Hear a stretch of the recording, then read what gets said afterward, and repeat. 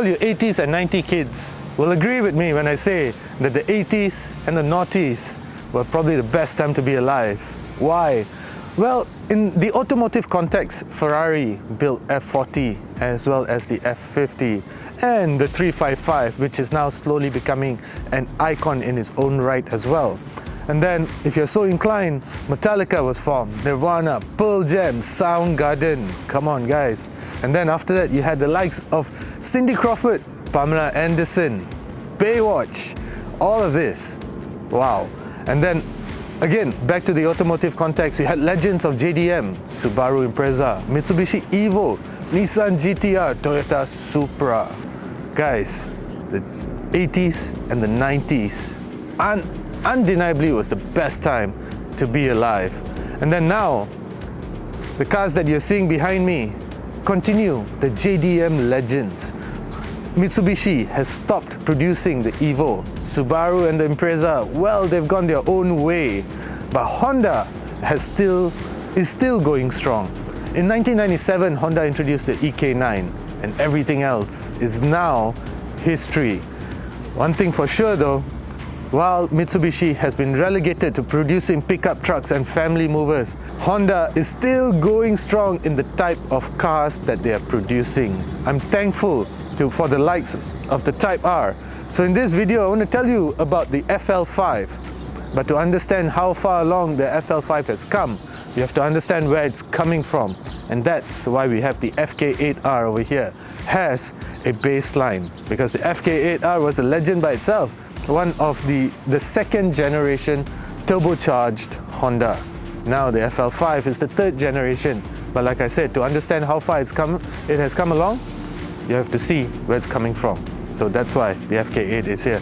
So come with us as I tell you how awesome the FL5 is. The base cars for both the Type Rs were the hatchback donor cars, let's put it that way.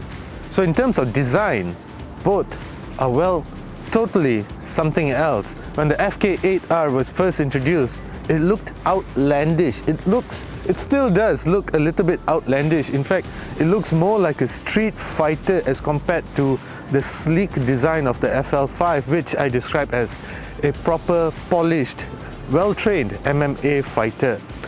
It runs on 20-inch wheels, where else the FL5 runs on 19-inch wheels. It still has the huge rear wing that we first saw with the FK8.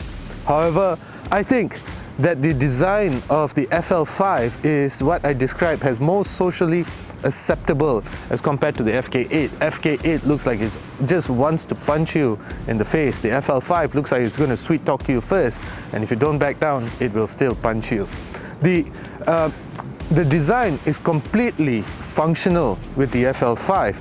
It has a slippery design that aids with cooling, but not only that, it's aerodynamically functional. At 200 kilometers per hour, it produces 100 kgs of downforce, pushing it down even further. Now, in terms of overall design, I think the FL5 is something that people will turn and look at. The other day, I was parking the car and this guy just came and said, "Wow, bang, kereta apa ni? What car is this?" And I was like, "Dude, it's a Honda." He's like, "Is this the latest Honda?" I said, "Yeah." And that's the effect that the FL5 has. People still will cram their necks to take a look at it. Whereas this looks like a proper ricer, that has a gentleman kind of design. And even from the back, both these cars look like they mean serious business, especially the FK8 with this short rear end and this huge rear wing. When I first reviewed the FK8, I kind of didn't really like these plastic panels over here that look like they're some grills or some sort, but they're actually just plastic panels. I still don't quite like them. But the FK8 was the first Civic Type R to introduce the 3 exhausts in the center.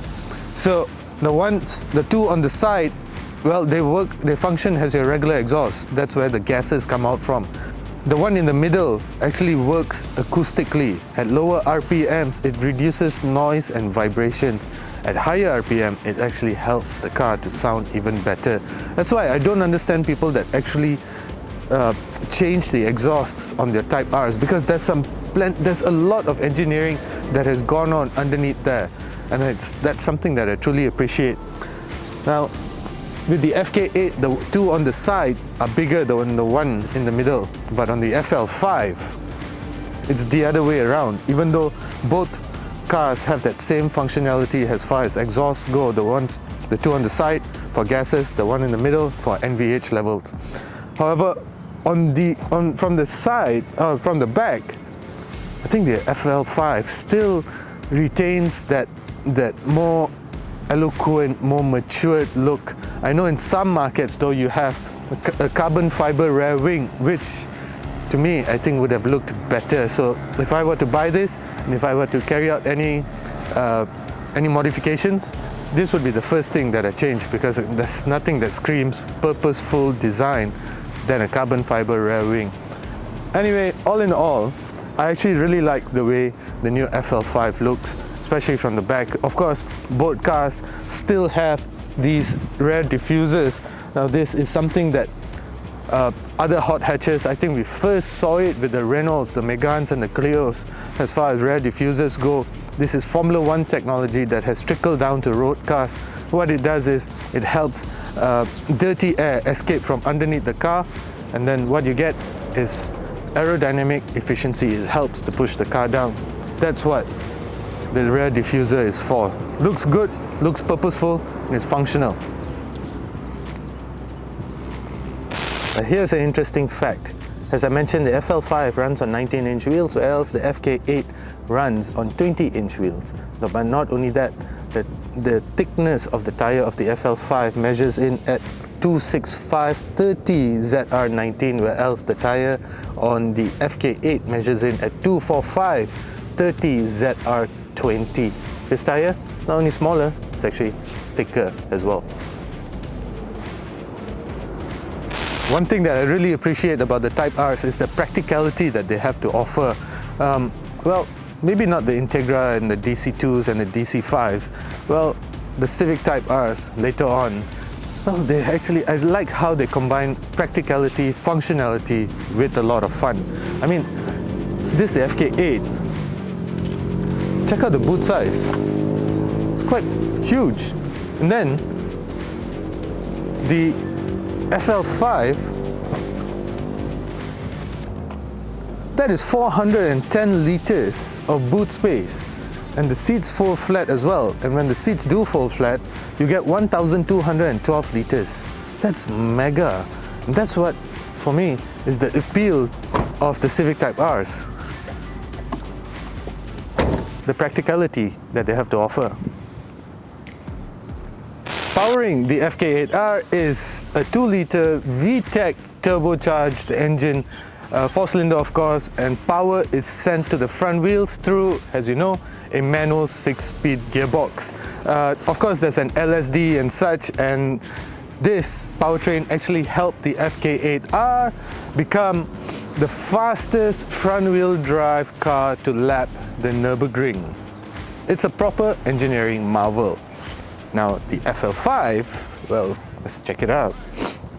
Oh, by the way, the bonnet of the FL5 is made of aluminium, whereas the bonnet of the FK8 is made of steel. And this helps, and this aluminium bonnet is 43% lighter than that bonnet. That's a fun fact. Anyway, powering the FL5 is the same K20C1 engine, 2-liter turbocharged VTEC.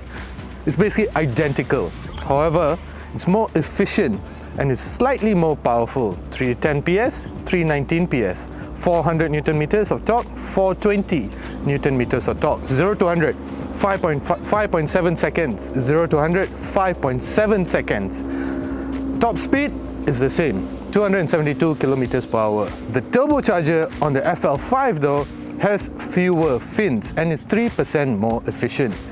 And trust me, it accelerates quicker. That 0.2 seconds that I told you about during the 0 to 100, you actually feel it. The flywheel on this car is lighter, hence there's lesser inertia for the car to actually drag along. There's a bunch of things that are actually better in the FL5, such as a stiffer suspension, a lighter steering rack, the works. Now, you might think that, why are you paying so much money? Because when Honda Malaysia first introduced the FK8, it was priced at 320,000 ringgit. Now the FL5 though, Honda Malaysia actually wants 80,000 ringgit more. Is it worth it? You might think. Why? Because everything is basically the same. It's a copy and paste job. The engine is the same, the suspension is the same, the gearbox is the same, everything is the same. But it's not. It's been re-engineered. And this is all about engineering ingenuity. And the way it delivers power, the way it puts down power, the way it hugs the road, it's just a lot better than the FK8. But is it worth the 80,000 ringgit? Well, let's dive in. We compare the two interiors, and then after that, we'll take it for a drive and I'll tell you more. Step inside the FK8 and it's starting to feel a little bit dated. But that aside, when it was first introduced, it felt purposeful. It has this carbon fiber trimming, which looks great anyway. A lot of red highlights here and there. The carpets are black with red borders, and the seats are obviously sport bucket seats, and together with red seat belts as well. So it also has a very analog, part digital meter panel. So for its time, it actually felt and looked great. The steering wheel is leather wrapped. Now this is important, keep this in mind because I'll talk about it shortly when I get into the FL5. You get this very tiny screen over here, which also gives you access to Apple CarPlay as well as Android Auto. Now the real action though is over here. Obviously an aluminium shifter, this this ball-like aluminium shifter not only looks great, it is a short throw shifter. It's just amazing the way it shifts. But because it's aluminium, excuse me, it doesn't quite do very well in our weather. I wouldn't have it any other way though, because when it's really hot, this can actually burn your hand because it gets really hot as well. But then again, like I said, I wouldn't have it any other way. Of course, you get 3 driving modes. You get R, the R mode, you get Sport as well as Comfort. You get adaptive suspension as well, so the suspension adjusts according to your chosen driving mode. One feature that I really appreciate about modern Type Rs is the brake hold function, which we first saw in this car, the FK8. Now the brake hold is important because when you're on a mountain, previously when you're driving on a hill, every time you want to, if for example, if you stopped at the traffic light at a hill, that'd be the worst nightmare because you have to balance the clutch as well as the accelerator. More often than not, the car will roll back. And the great thing about the brake hold function is that it actually holds the car. So no longer do you have to balance the the clutch and the accelerator. So that is something I truly appreciate.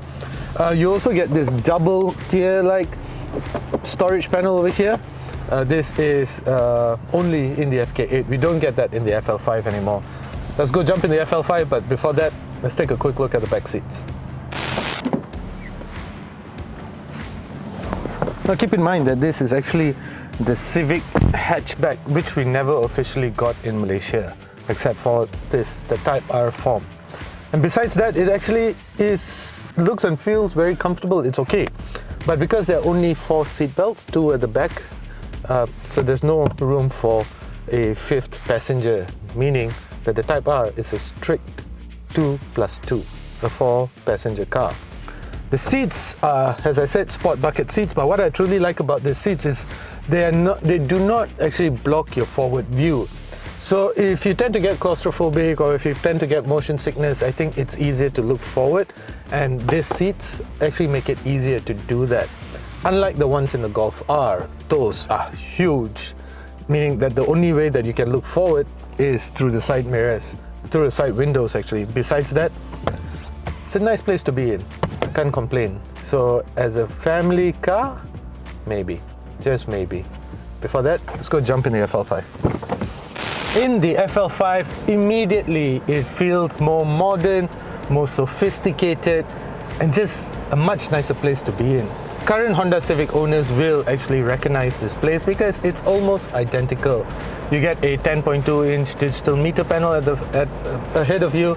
You get a 9-inch screen at the center here, which gives you access to wireless Apple CarPlay, as well as Android Auto. And then you get these 3 bezels in the center over here. This is your air conditioning controls. You get dual zone temperature.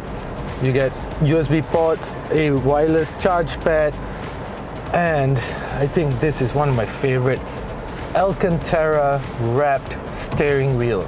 Now this is the same steering wheel in your regular Honda Civic, but in the Type R you get this red logo over here and it's wrapped in Alcantara. So if you have sweaty palms like me, this is brilliant. I love it. So it's just a very nice place to be in, actually. Truth be told, it feels upmarket, it feels expensive, it feels, I'm not sure if it feels like it costs 400k, perhaps not, but it feels purposeful. And what better way to make it feel purposeful than this area over here? That's what you saw earlier in the FK8. So in the FK8, the gear shifter was a ball-like gear shifter. Here in the FL5, it's tear-shaped. And then not only that, it's actually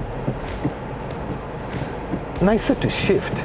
So apparently the one way that Honda achieved that was by making the gear knob heavier. So the gear knob in the FL5 is actually 240 grams heavier than the one in the FK8. And this really does assist in gear shift because it feels nicer. And of course you get drive modes as well. So this is your drive mode selector over here. But in the FL5, you get 4 drive modes as compared to 3 in the FK8. So like the FK8, you get Sport, Comfort and R mode. But in the FL5, you get something else. You get individual mode. So when you go into individual mode, it lets you customize certain things like your engine, whether you want it to be in R mode or whether Sport or Comfort. I have it on R. Steering, you can adjust it for Comfort, Sport or R. Basically everything can be adjusted for Comfort, Sport or R mode.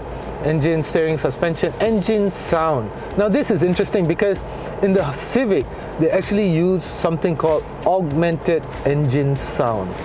So even though you get that turbo whoosh and you can hear the blow off sometimes, but the engine sound is actually piped back into the cabin through the speakers.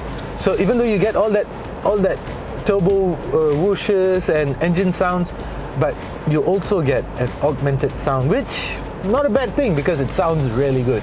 And then besides all of that, as I said, you get a digital meter panel ahead of you. So when you choose R mode, it just gets all red and angry, and it behaves like a sports car. It gives you all of the essential readings which you may or may not read, or may or may not be important to you. So you get your turbo temperature, your engine temperature, your turbo boost, your oil temperature and all of that. So yeah, it feels functional in here. And interestingly, it has the same seats as the one in the FK8, but it has a different finishing. It's still red, it's very red. This car is very red, guys. Even the carpet is red. So you get in here and not a good place to be in if you're fighting with your wife. It just feels like angry, but it's a nice place. Feels purposeful. Get in here and you feel like, all right, I'm gonna get my drive on. That's what Honda wants to make you feel. They do a good job at it. Let's go behind.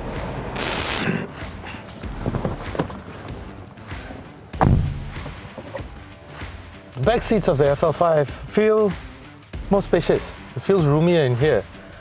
But keep in mind that this is, after all, a 400,000 ringgit car. And it sort of feels a little bit cheap-ish. For example, there's no fold-down armrest over here. And because there's no fold-down armrest, so the cup holders have been sort of just integrated into the seat. Well, the FK8 was already a 4-seater. Now the FL5 is just driving home the fact, because I don't think anybody can sit here except for a child, perhaps. But even so, there are only 4 seat belts, 2 at the front, 2 at the back, obviously. You do, however, get ISOFIX mounts, so you can carry a child in the FL5 or the FK8. The seats are, as I said earlier, the same between both cars, but there's no carbon fiber-ish finishing at the back of the seats. Instead, you get Type R sort of just embossed over here. And generally, it feels good. It feels comfortable, spacious even.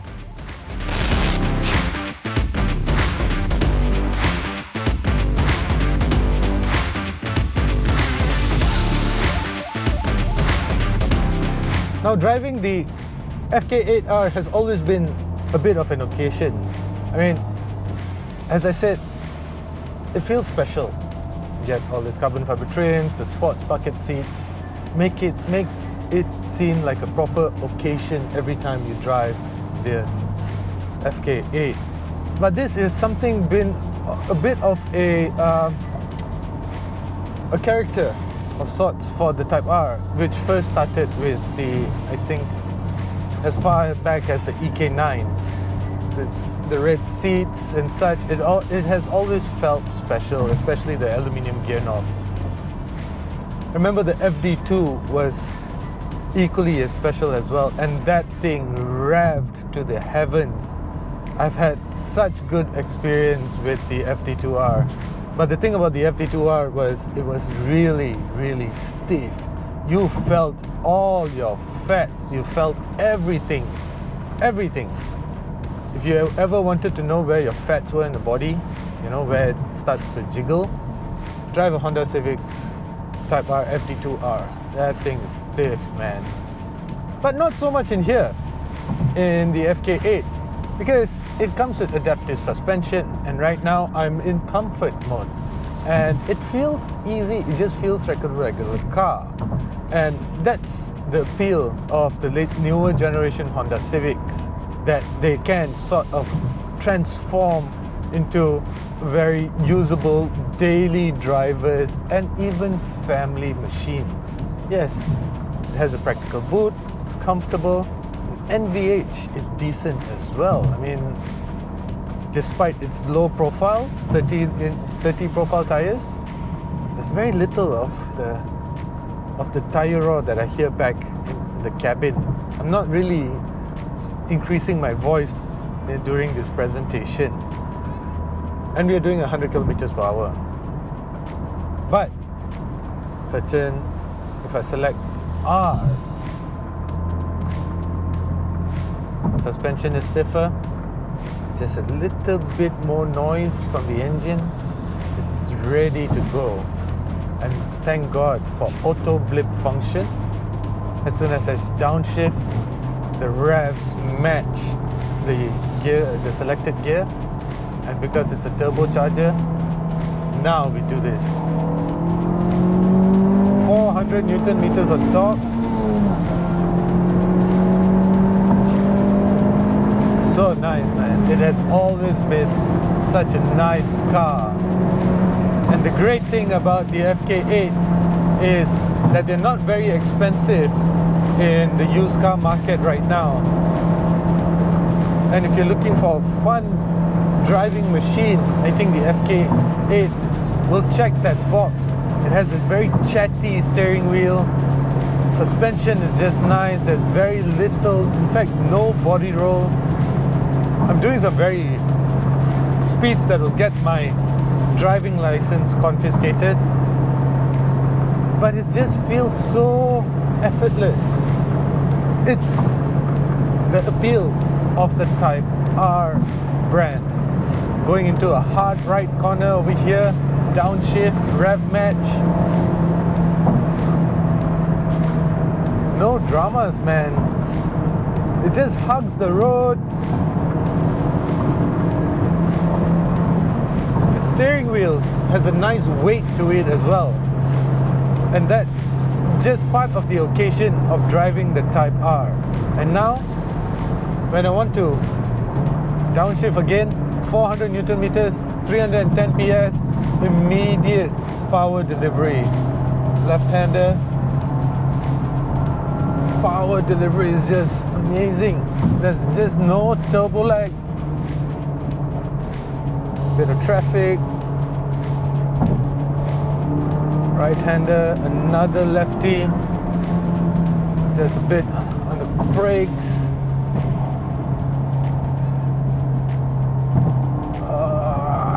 Nice, very nice.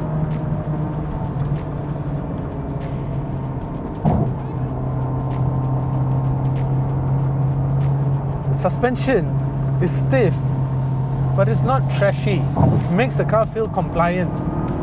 Fourth gear into fifth. So nice shifts. Incredibly smooth. Oh man, it's such a nice car. I just got to shift into sixth. Slow traffic.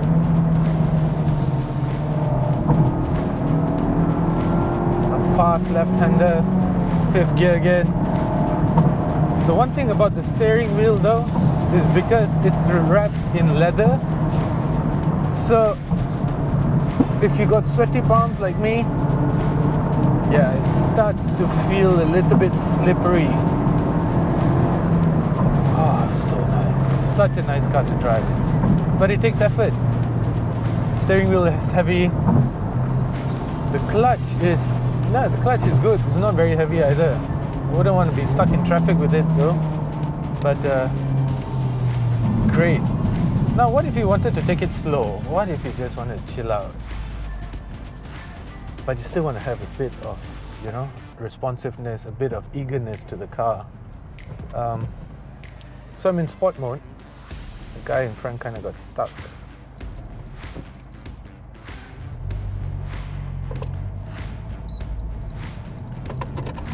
I'm in sport mode.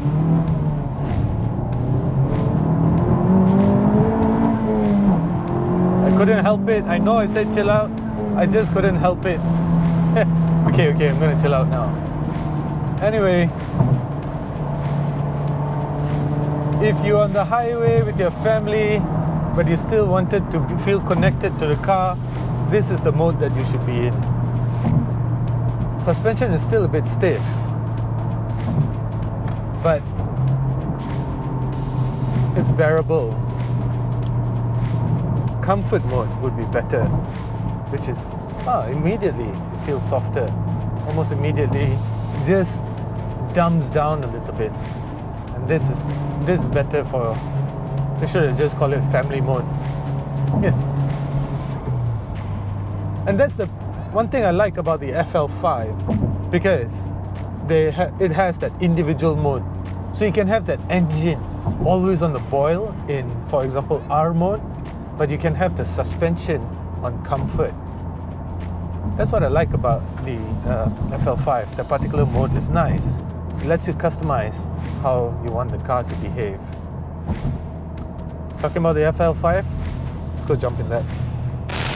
Now, as soon as you get into the FL5, it feels special.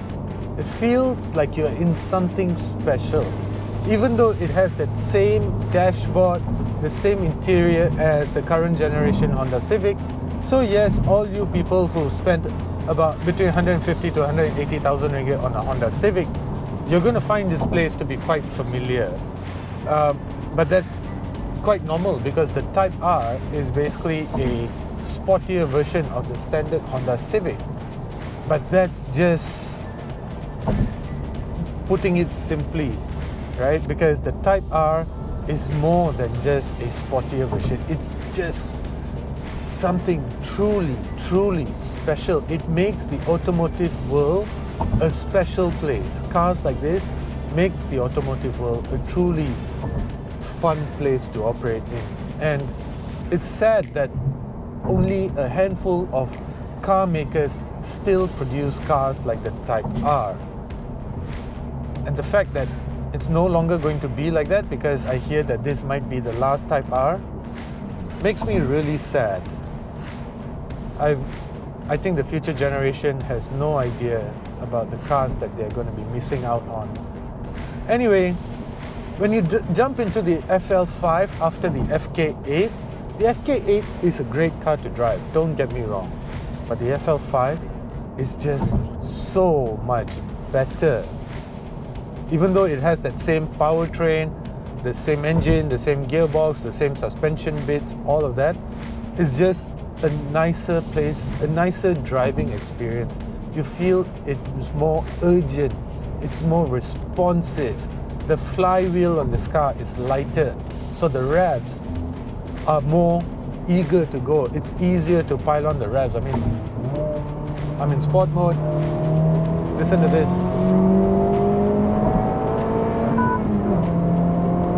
Oh my God. I'm in the middle of a corner and I'm just piling on speed like it's nothing. That, my friends, is the beauty of the Type R. That it's just such an amazing driving experience. And that is why you buy a Type R. You don't buy a Type R to go show off to your friends or something like that. You are not going to pick up girls in a Type R because they'll call you a bloody idiot for driving a manual. These girls will probably want your left hand to be holding their hand, not shifting gears. But you buy a Type R because the driving experience is truly sensational. You buy this because, on a Sunday morning or whenever, or on a cool night, you had a stressful day, you want to go out and you just want to engage with your car. You just want to have a fantastic driving experience. That's why you buy a Type R, because it's just something truly, truly special. And the FL5 has just perfected the recipe. It has just perfected the recipe. I'm going to go so far as to say that it is the best Type R ever produced. Truly. Because powertrain might be the same, but it's been re-engineered. Lighter, more efficient as far as performance goes. Gear shifter is 240 grams heavier than the previous generation one, just because Honda's engineers wanted to have a bit more weight to the gear shifts. This is the nitty-gritty details of a Type R that make it so special. And you live for moments like this when you get to floor it. Oh.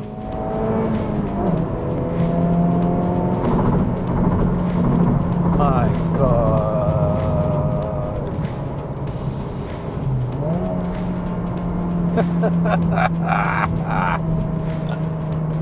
Oh man, and that rev match function just makes you feel like a driving god. I mean, listen to this, hear this.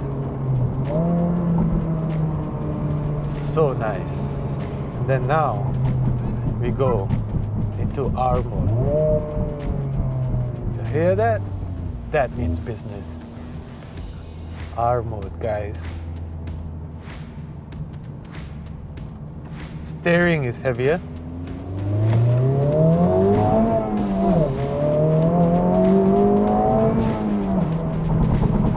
It's a car in front of me, so I can't really step on it, but suspension is stiff. It's stiffer than the one in the FK, in fact, but it's... Oh.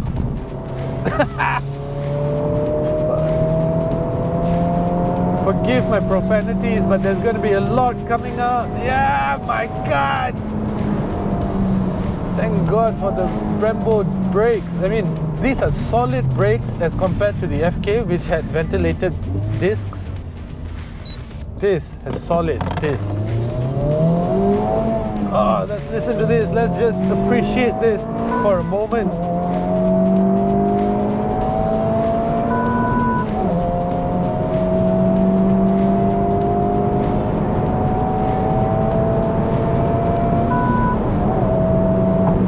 Bloody hell. Why can't the automotive world continue making cars like this? Because what the hell? Anyway, I should slow down. I'm gonna get my license confiscated.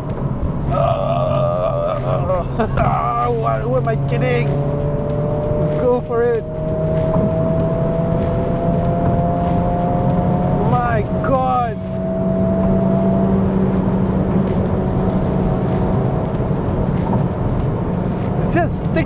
to the ground. Suspension is stiff, so it's picking up all the dips and bumps on the road like a proper race car.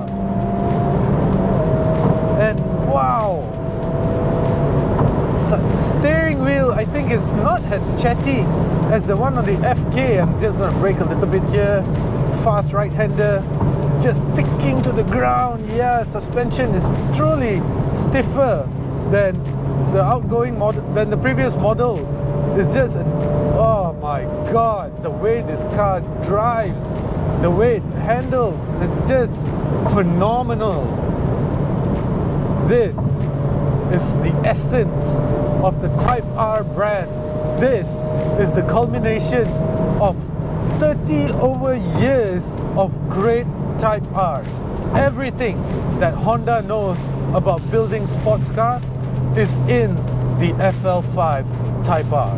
This is the greatest Type R ever made, hands down. Nothing else comes close. Nothing. And I think I've driven the DC2, the DC5, the FD2, even the FN, of course the FK, the EK9. A friend of mine in college used to have it. Oh man, my god, it's just a sensational driving experience, this car. I'm going to be really sad to be giving this car back tomorrow, but I'm grateful for the couple of days that I've had it. And guys, if you have 400k and if you're wondering whether the Civic Type R is worth it, it's very, very worth it.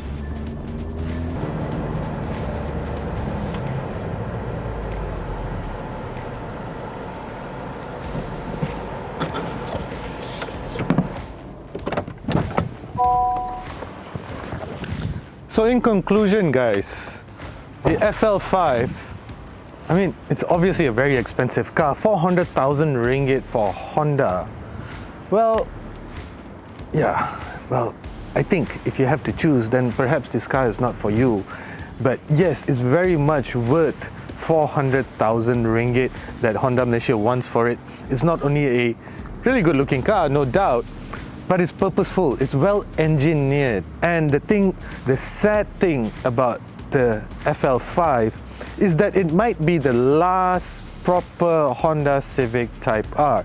Proper meaning internal combustion engine, a manual transmission, because according to reports, this might be the last Civic Type R, the last, well, full internal combustion Type R. I hear that Honda might introduce an electrified version of the Civic Type R. I hope they don't, but hey, times change, and unfortunately the clock is ticking for the Type R. And at 400,000 ringgit, I think it's not how much you spend on the car, but think of it as an investment. I don't think you'll lose money, especially if you can hold on to it for the next 20 or 30 years. Both these cars are going to be proper investments. So yeah, but don't just buy it and keep it at home. That'll suck. Drive it. It's a Type R. That's what it's meant to do. It's meant to reward the driver who wants to have fun. That's what the Type R is all about. 400k? Very much worth it. Anyway, look out for part 2 of this video where we actually compare these two cars and see which one is faster and how much more developed is the new FL5 as compared to where it came from, the FK8. Coming soon. Thank you for watching. Do consider subscribing.